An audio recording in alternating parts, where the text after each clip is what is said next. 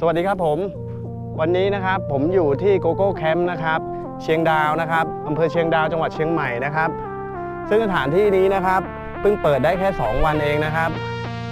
เป็นสถานที่แห่งใหม่นะครับชื่อว่าโกโก้แคมป์นะครับผมเป็นแคมปิ้งฮะสไตล์เต็นท์ออกเป็นเต็นท์กระโจมแบบนี้ครับผมทุกหลังครับค่าใช้จ่ายนะครับของที่นี่นะครับหัวละ900 บาทนะครับคิดเป็นหัวคิดเป็นท่านะครับท่าละ900 บาทนะครับฟรีหมูกระทะนะครับยกเว้นวันเสาร์ครับวันเสาร์วันเดียวครับราคาจะเป็น 1,000 บาทต่อหัวนะครับครับเดี๋ยวเราไปดูภายในเต็นท์กันนะครับว่าจะมีอะไรบ้างนะครับไปเลยครับ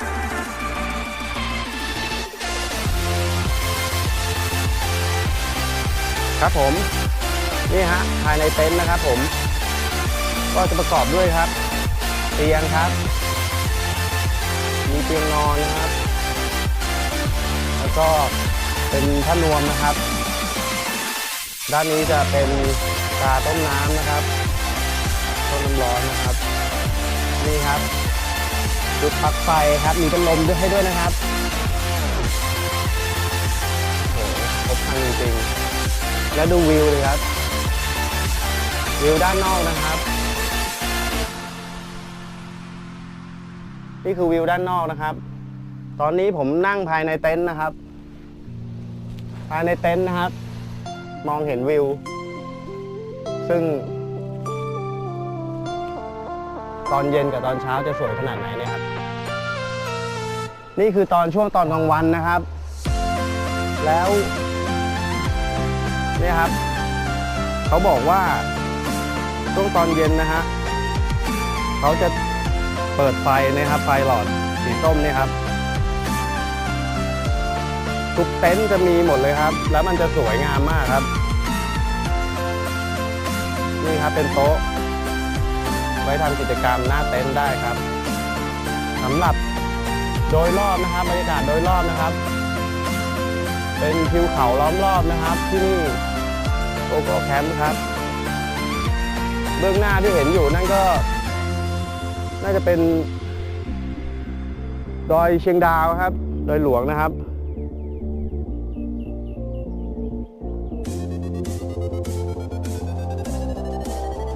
นี่ครับใครชื่นชอบเต็นท์กระโจมนะครับโกโก้แคมป์นะครับเป็นสถานที่ที่เพิ่งเปิดได้มาแค่2วันเองนะครับวันนี้เป็นวัน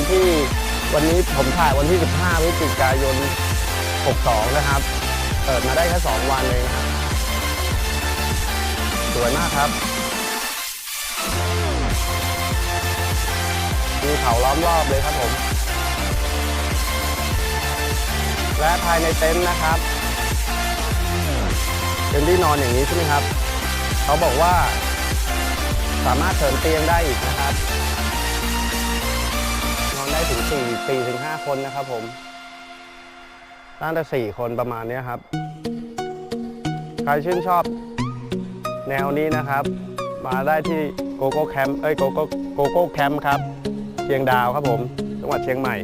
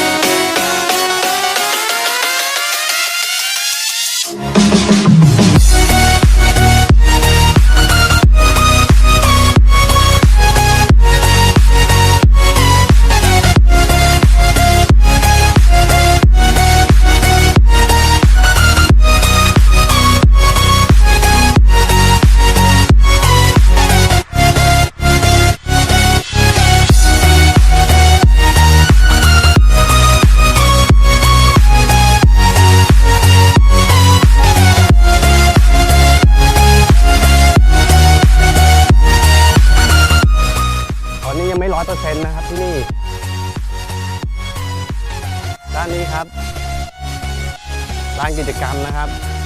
จะเห็นว่าจะมีไฟครับประดับนะครับ ซึ่งกลางคืนนี่น่าจะสวยงามมากครับผม